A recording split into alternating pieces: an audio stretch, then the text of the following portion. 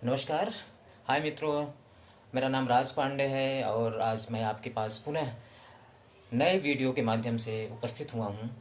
जैसे मैंने पिछली बार मैं बताया था कि मेरा जो नया यूट्यूब चैनल है द माइंड है, it is very very innovative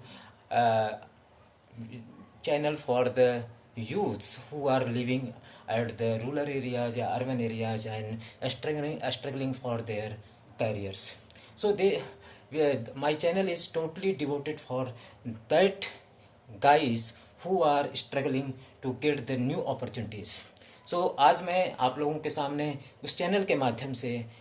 पुनः आपके पास एक नए वीडियो के साथ आया हूँ, जिसमें पिछली बार हमने बात किया था कि किन किन सेक्टर में आप अच्छी तरह से, स्पेशली सोशल डेवलपमेंट सेक्टर में, कैसे आप बेहतर तरीके से अपने लिए अपॉर्चुनिटीज़ देख सकते हैं, कैसे उसके लिए अप्रोच कर सकते हैं और कैसे आप वहाँ पर अप्लाई करके बेस्ट करियर चूज कर सकते हैं। So thank you to all to listening for this new videos and I would like to share that कि जो हमारा ये वीडियो है ये डेली बेसिस पर कुछ नए टॉपिक्स के साथ हम इसको आपके समक्ष लाते रहेंगे और आपसे निवेदन है कि ज़रूर इस वीडियो को देखें, ज़्यादा से ज़्यादा लाइक करें और इसको सब्सक्राइब करते हुए हमारे जो बेल आइकन है उसको ज़रूर दबाएं। सो थैंक यू मित्रों। और आज इस नए वीडियो के साथ मैं पहला जो टॉपिक्स है कि जो पिछली बार हमने बात किया था कि जो हमारा सोशल डेवलपमेंट सेक्टर है वो बहुत ही वास्ट है, बहुत ही डाइवर्सिफाइड है और उसमें बहुत सारी अपॉर्चुनिटीज़ हैं, बहुत सारी संभावनाएं हैं। तो आज हम 3 चीज़ों पर बात करेंगे। पहला है जिसपे कि क्या चैलेंजेस हैं, क्या संभावनाएं हैं और कैसे हम उस संभावनाओं को प्राप्त कर सकते हैं, उसमें क्या क्या हम कौन कौन एजेंसीज इसमें काम करती हैं, उस एजेंसीज में जॉब करने के लिए अगर मुझे इन्वॉल्व होना है तो क्या अप्रोच हो सकता है, कहाँ से हम कुछ कौन सा ऐसा प्लेटफॉर्म है जहाँ से हम जा कर के वहाँ से अपने करियर ग्रोथ के लिए नए संभावनाएं तलाश कर सकते हैं। और तीसरी बात जो सबसे अहम बात है कि हमें अपने करियर से संबंधित कुछ सक्सेस स्टोरी, कुछ चैलेंजेस आपके सामने चलाऊंगा जिससे कि आपको बेहतर तैयारी करने के तरीके पता चलेंगे जब आप उस संभावनाओं में एंट्री करने की कोशिश करेंगे, जब आप कोई अप्लाई करेंगे, प्रिपरेशन करेंगे तो कहीं ना कहीं वो केस स्टडी आपके लिए बहुत ही मददगार साबित होगी। So thank you for you and you have listening my this या looking my views my this video and I would like to as a mentor, as a guider, this is the video continuously released on my side. So शुरुआत करते हैं कि जो पिछली बार हमने 6 areas के बारे में बात किया था, जिसमें कि जो सरकार द्वारा चलाए जाते हैं, जो सरकार के डिफरेंट स्कीम्स हैं, ये स्कीम कैसे बनते हैं वो पहले मैंने भी बताया कि जो यूनाइटेड नेशंस के मिलेनियम डेवलपमेंट गोल होते हैं जिसमें 8 गोल फिक्स होते हैं, उस यूनाइटेड नेशन में सारे करीब 200 से ज़्यादा कंट्री मेंबर हैं और उन कंट्री द्वारा मिल करके ग्लोबली एक गोल तैयार किया जाता है कि किन किन क्षेत्रों में, किन किन एरियाज़ में हमें काम करना है बेहतर एक कमिटमेंट के साथ एक बेहतर ग्लोबल डेवलपमेंट के लिए। तो चूँकि ग्लोबल पर्सपेक्टिव में देखा जाता है कि सारे कंट्री एक लेवल पे आ जाएं, एक लेवल पर्सपेक्टिव में काम करें, तो उसी के लिए यूनाइटेड नेशन द्वारा जो मिलेनियम डेवलपमेंट गोल बनाया गया था उसके बाद 2001 से लेकर 2015 तक, उसके बाद 2015 से 2030 तक का जो गोल था वो 2000 सस्टेनेबल डेवलपमेंट गोल के रूप में जाना जाता है। तो मिलेनियम डेवलपमेंट गोल में जो भी टारगेट्स थे, जो भी गोल निर्धारित किए गए थे, उसमें क्या अचीवमेंट हुए थे, उसमें क्या चीज़ें रह गई थी, उन सारे का आकलन करते हुए 2015 से 2030 को जो सस्टेनेबल गोल बनाया गया उसके सारे परिवेश में शामिल किया गया है। तो इस सस्टेनेबल डेवलपमेंट गोल जो था वो उसमें करीब करीब 17 गोल हैं और 169 टारगेट या ऑब्जेक्टिव रखे गए थे। और इन सारे गोल को या टारगेट्स को सारे विश्व के जितने भी मेंबर कंट्री देश है उसके अकॉर्डिंग अपने लिए नेशनल विजन या विजन तैयार करते हैं, एक विजन पर्सपेक्टिव डेवलप करते हैं, अपने अकॉर्डिंग वो उसमें प्लानिंग करते हैं, उसके लिए एक स्ट्रेटजी बनाते हैं कि कैसे इम्प्लीमेंटेशन है इसको हम करते हुए जो हमारा ऑब्जेक्टिव है, जो हमारा टारगेट्स है, कैसे इसको अचीव किया जाए। तो today I will start my first topics regarding the, जो कि हमने बात किया था कि कौन कौन सी एजेंसीज हैं, कौन कौन सी स्कीम हैं जो इन 5-6 क्षेत्र हैं उसमें काम करती हैं, चाहे वो गरीबी उन्मूलन का हो, चाहे पॉवर्टी एलिवेशन का हो, लाइवलीहुड डेवलपमेंट का हो, वुमेन एम्पावरमेंट का हो, जेंडर डिस्क्रिमिनेशन की बात की जाए, या वाटर एंड सैनिटेशन से रिलेटेड संबंधित बात हो, चाहे वो डिजास्टर मैनेजमेंट से संबंधित बात हो, या एनवायरनमेंट एंड क्लाइमेट चेंज से बात हो, या लोगों की सहभागिता यानी कम्युनिटी डेवलपमेंट या कम्युनिटी पार्टिसिपेशन की बात हो, इन सारे क्षेत्रों में काम करने के लिए सरकार सबसे बड़ी एजेंसी है। भारत सरकार के साथ साथ सारे स्टेट एजेंसी इसमें काम करती हैं। उदाहरण के रूप में मिनिस्ट्री ऑफ रूरल डेवलपमेंट है, जिसके अंतर्गत जल शक्ति मिशन डिपार्टमेंट है, जो कि वाटर एंड सैनिटेशन से संबंधित सारे काम देखती है। अब एक रूरल डेवलपमेंट डिपार्टमेंट के अंतर्गत जितनी भी स्कीम आते हैं उनको इम्प्लीमेंट करने के लिए तमाम एजेंसीज़ भी काम करती हैं। जैसे यूएन एजेंसीज़ है, यूएन एजेंसीज़ में तमाम यूएन एजेंसीज़ हैं, तमाम सब एजेंसीज़ हैं, लाइक यूनिसेफ है, यूएनडीपी है, यूएनएफपी है, United nation forum for population action है, वर्ल्ड फूड प्रोग्राम है, वर्ल्ड हेल्थ ऑर्गेनाइजेशन है। ये सारे एजेंसीज़ जो हैं ये यूनाइटेड नेशन की तरफ से किसी न किसी डिपार्टमेंट सरकार की एजेंसीज़ को सपोर्ट करती हैं, एक्सटर्नल सपोर्ट देती हैं। इसी तरह तमाम इंटरनेशनल एनजीओज हैं, तमाम जो कि कहीं ना कहीं किसी गवर्नमेंट के साथ रिलेट होकर के उस पर्टिकुलर एरिया में वो सपोर्ट करती हो, चाहे वो वाटर एंड सैनिटेशन का एरिया हो, चाहे वो हेल्थ का एरिया हो, हेल्थ में भी तमाम सेगमेंट है उसमें भी वो सपोर्ट करती हैं, और चाहे वो एजुकेशन का सेक्टर हो, चाहे वो climate develop environment and climate change से संबंधित सेक्टर हो, या डिजास्टर मैनेजमेंट्स की बात हो। तो इन सारे एरियाज़ में तमाम ऐसी एजेंसी हैं जो सपोर्ट करती हैं। तो आज मैं आपको इन सारे एजेंसीज़ के अप्रोच के बारे में बताऊंगा, कहाँ कहाँ से आप जा करके आप इनको पहुंच बना सकते हैं। मैं ज़्यादा इसमें बहुत इन्फॉर्मेशन को बहुत डाइवर्सिफाइड नहीं करूंगा, क्योंकि स्पेसिफिक इन्फॉर्मेशन कहाँ से आप जा करके देख सकते हैं और कहाँ से आप उनके लिए अपने लिए रास्ता तैयार कर सकते हैं कि हाँ इस इंफॉर्मेशन के जरिए हम अप्लाई कर सकते हैं। तो 2-3 वेबसाइट का नाम बताऊंगा, जो हमेशा उस वेबसाइट से आप नए नए एप्लीकेशंस जो निकलते रहते हैं, नए नए एडवर्टीजमेंट आते रहते हैं, उसमें आप जा सकते हैं और अपने रिज्यूमे जो आपका है पिछले साल के करियर में आपने जो काम किया उससे जाकर अटैच कर सकते हैं, लिंक कर सकते हैं। तो वहाँ आप जा करके अप्लाई करने में आपको आसानी होगी। लास्ट जो मैंने आपको बताया था कि मैं अपने कुछ सक्सेस स्टोरी के बारे में बताऊंगा जो आपको बेहतर का सहूलियत देगा। तो जो एजेंसीज हैं, ये सारे एजेंसीज जब काम करती हैं तो वो कहीं ना कहीं एक पार्टनरशिप के अप्रोच में काम करती हैं। तो मैं 3 ऐसे वेबसाइट हैं जो महत्वपूर्ण वेबसाइट हैं जिसमें मैं आपको बताना चाहूँगा। एक तो है जो खासकर जॉब पर्सपेक्टिव से, स्पेशली जब आपको लगता है कि हमें डेवलपमेंट सेक्टर या सोशल डेवलपमेंट सेक्टर में काम करना है, तो उससे पर्टिकुलर कौन ऐसा वेबसाइट है जिससे कि हम वहाँ पहुँच करके अपने लिए बेहतर तरीके से जॉब ढूंढ सकते हैं। तो वो है, पहला है www.devnetjobsindia.org। अब इसमें 2 तरह के साइट हैं। एक तो इंटरनेशनल रिलेटेड जॉब निकलते हैं, www.devnetjobs.org, जो कि इंटरनेशनल लेवल से रिलेटेड है, जो हम इस अपने नीचे कमेंट्स में इसमें डाल देंगे कि कहाँ कहाँ से आप इसको देख सकते हैं। और दूसरा जो है www.devnetjobsindia.org, जो पर्टिकुलर भारत में इंडिया में जो भी जॉब्स आते हैं हर सेक्टर से, चाहे वो लाइवलीहुड का हो, चाहे वो पॉवर्टी एलिवेशंस का हो, चाहे वो हेल्थ का हो, चाहे एजुकेशन का हो, चाहे क्लाइमेट चेंज का हो, चाहे वुमेन एम्पावरमेंट से, उन सारे एरियाज़ के रिलेटेड संबंधित जितने भी जॉब्स आते हैं, जितने इंटरनेशनल एजेंसीज काम कर रही हैं, चाहे वो यूएन हो, चाहे गवर्नमेंट हो, चाहे वो इंटरनेशनल एनजीओज हों या नेशनल एनजीओज हों, वहाँ से आप इसको अप्रोच करके प्राप्त कर सकते हैं। तो ये सारे एक तो ये डेवनेट जॉब्स जो है एक महत्वपूर्ण प्लेटफॉर्म है for getting the information for the job applying. दूसरा है एक जॉब्स वेबसाइट है जिसको कहते हैं NGObox.org। NGObox.org, यहाँ पर आपको कई चीज़ें मिलती हैं, डाइवर्सिफाइड अप्रोच है। इसमें आपको बेहतर तरीके से अगर आपको कोई सर्टिफिकेट कोर्स करना है या कोई पीजी कोर्स करना है या आपको कोई ट्रेनिंग से रिलेटेड कोई इन्फॉर्मेशन चाहिए, तो ये सारी चीज़ें इसमें NGObox.org में आप अप्रोच कर सकते हैं। इसके अलावा इसमें सारे जो जॉब्स आते हैं पूरे इंडिया भर के, कुछ नए जॉब्स भी आते हैं, इसमें आप इसको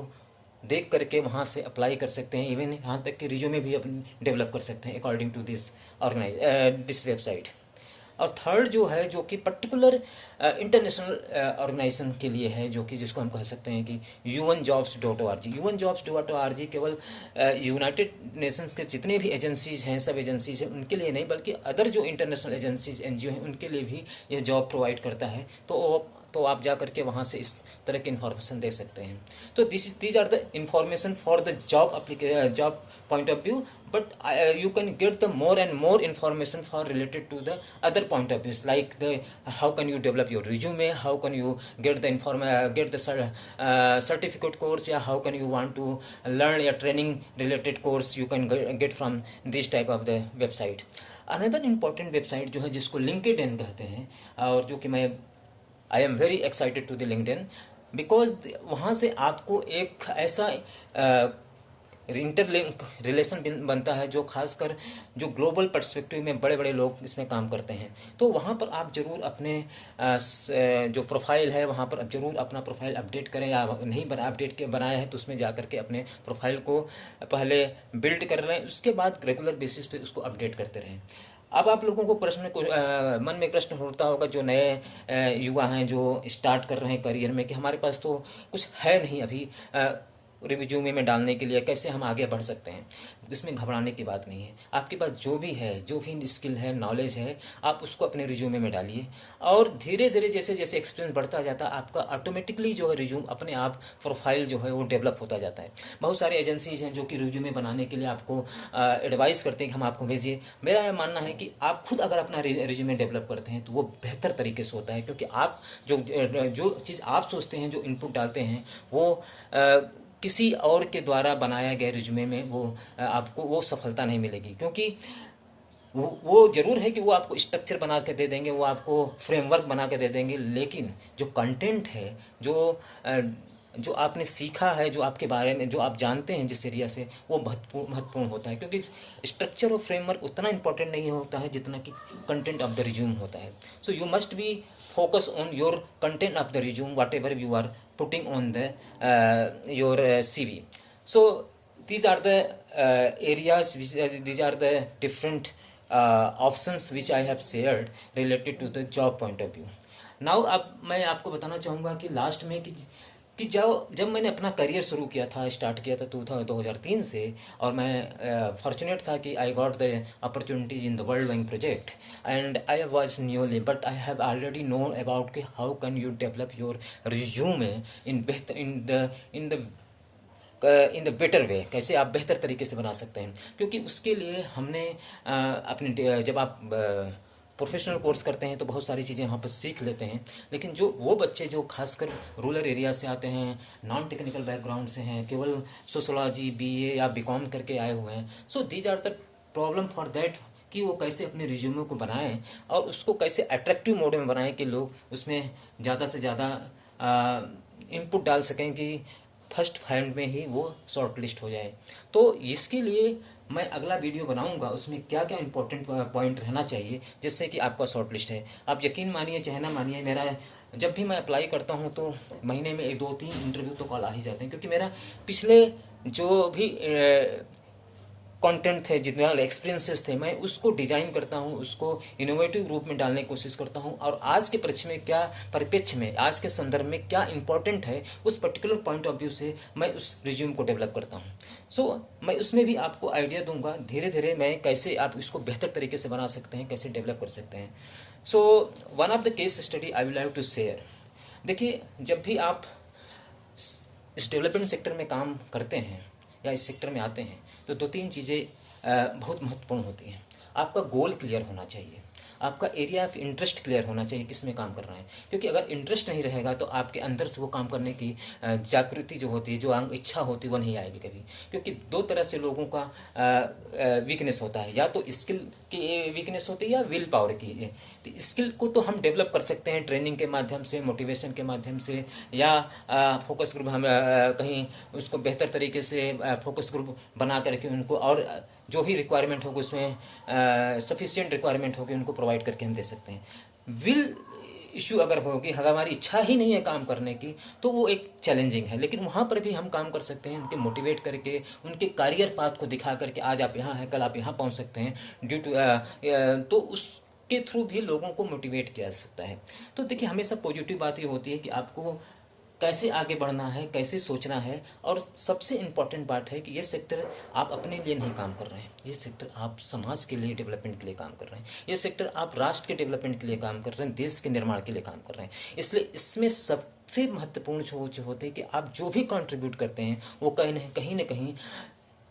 एक तरह से प्रतिलक्षित होता है, दिखता है कि आपने कुछ छोटा सा भी काम किया और उसमें थोड़ा सा भी नेशनल लेवल पर उसका थोड़े परसेंट में भी उसका कहीं ना कहीं अचीवमेंट दिखता है, तो आपको खुद सेटिस्फेक्शन होता है कि हाँ, हमने इसमें किया। चाहे वो आज के परिवेश में देख लीजिए, चाहे इतना बड़ा कोविड मैनेजमेंट का काम हो रहा है, लेकिन जो भी लोग इसमें इन्वॉल्व हैं, चाहे वो हमारे कोविड वॉरियर हों, चाहे वो डॉक्टर्स हों, चाहे हेल्थ वर्कर्स हों, चाहे पुलिस हो, कहीं ना कहीं उन सब का योगदान है और उसको रिकॉग्नाइज किया जाता है एट द नेशनल लेवल। तो देश के विकास के लिए, देश के निर्माण के लिए हर सोशल डेवलपमेंट सेक्टर का जो योगदान होता है, ऐसे तो सारे सेक्टर का योगदान सबसे महत्वपूर्ण है, लेकिन इस सेक्टर का योगदान खासकर उन लोगों के लिए जो इस रूरल एरिया में रहते हैं, जिनके पास एक्सेस नहीं है बेहतर इंटरनेट की, लाइट नहीं है बेहतर किसी चीज़ को इंफॉर्मेशन को गैदर करने की, उन सब के लिए एक बहुत ही अच्छा, ये एक मार्गदर्शक, एक कह सकते हैं एक फैसिलिटेटर की भूमिका आप अदा कर सकते हैं, स्पेशली उन कम्युनिटी के लिए जो कम लिटरेट हैं, कम पढ़े लिखे हैं, और उनको आप बेहतर तरीके से बता सकते हैं कि आपकी क्या भूमिका हो सकती है, क्या आपका रोल हो सकता है, और आप कैसे अपने आप को ऊपर उठा सकते हैं। This is the important part. तो मैं जस्ट छोटा सी कहानी सुनाना चाहूँगा अपने करियर पॉइंट ऑफ व्यू से कि मैंने कभी भी गलत चीज़ों से समझौता नहीं किया, और इसीलिए आपके करियर में जब भी आप आगे बढ़ते हैं तो कहीं ना कहीं अप और डाउन लगे रहते हैं, और गलत होता है तो मुझे कभी बर्दाश्त नहीं होता, क्योंकि मैं जो भी सरकार द्वारा नॉर्म्स तैयार किए जाते हैं, गवर्नमेंट की तरह जो गाइडलाइन होती है, उसमें आपकी पकड़ होनी चाहिए, आपकी जानकारी होनी चाहिए, तभी आप आगे जा कर के किसी से बात कर सकते हैं। तो जो भी सर्कुलर्स आते हैं, जो भी नॉर्म्स आते हैं, जो भी गाइडलाइन आती हैं, बहुत ही स्पेसिफिकली आपको पता होना चाहिए कि कैसे आगे बढ़ना है। और ये सारी चीज़ें जब मैं जानता था, और जब कोई इंटरनेशनल एजेंसीज हम जिसमें काम कर रहे थे, और उस एजेंसीज के जो सुपरवाइजर होते, जो फंड देने वाले तो बाहर रहते हैं, अगर वो यहाँ पर नहीं आते तो हमारा कर्तव्य बनता है कि हम उनको बताएं कि देखिए, हमारा जो सिस्टम, प्रोसेस और प्रोटोकॉल मैकेनिज्म है, ये है, that should be very important. लेकिन कभी कभी क्या होता है कि उस सिस्टम, प्रोसेस, प्रोटोकॉल, मैकेनिज्म को वो जो बाहरी लोग होते हैं उनको उतना बेहतर नहीं होता है, क्योंकि जो इंटरनेशनल एजेंसीज के लोग काम करते हैं, they are do the very well about the global perspective. उनको टाइम लगता है, लेकिन हमारा काम एक नहीं होता कि हम उनको सही रास्ता दिखा सकें एज ए इंडियन सिटीजन। सो कभी कभी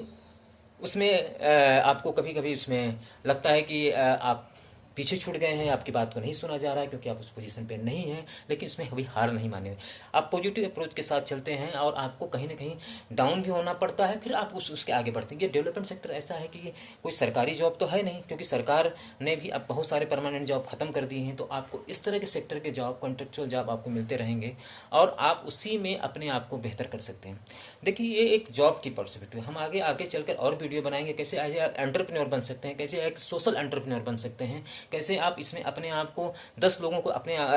लोगों को शामिल कर सकते हैं एज ए सोशल एंटरप्रेन्योर के रूप में, अपना खुद का ऑर्गेनाइजेशन खड़ा करके। तो बहुत ही वास्ट अपॉर्चुनिटीज़ है, और हम आशा करेंगे कि अगली बार जब आज हमने आपको कुछ वेबसाइट का नाम दिया, आप जरूर उसमें विजिट करिए और उसमें देखिए। नेक्स्ट टाइम हम जब आपसे मिलेंगे तो अगला एक टॉपिक हमारा रहेगा कि कैसे आप अपने प्लानिंग को, कैसे अपने आप इम्प्लीमेंटेशन स्ट्रेटजीज़ को, कैसे आप मॉनिटरिंग पार्ट को स्ट्रेंथन कर सकते हैं। अगर आप किसी जगह जॉब पा जाते हैं तो क्या क्या चीज़ें रिक्वायरमेंट है, और या क्या क्या इंटरव्यू में जब आप अप्लाई करते हैं तो उसके पहले क्या क्या चीज़ आपको तैयारी कर लेनी चाहिए उस जॉब प्रोफाइल के अनुसार, और कैसे आप उसमें जब इन्वॉल्वमेंट होते हैं इंटरव्यू में, तो आपका क्लियर एक फोकस होना चाहिए कि जो क्वेश्चन आए उसको पहले भी आपको पता होना चाहिए कि क्या क्या क्वेश्चन आ सकते हैं। तो चूँकि क्योंकि मैंने काम किया है इसमें, मैंने बहुत सारे इंटरव्यू दिए हैं, तो I have experience about all this things, so I can share with all of you about very easily way कि what type of the questions will be raised during the interview process. So I know the very well. So these things मैं आप लोगों के साथ share कर सकता हूँ. और जब भी ज़रूरत पड़ेगी तो आप मेरे जो हमारा चैनल है द माइंड हब, उसमें ज़रूर आप कमेंट करके इस चैनल के बारे में ज़रूर लिखें और ज़्यादा से ज़्यादा लाइक करते रहें. धन्यवाद.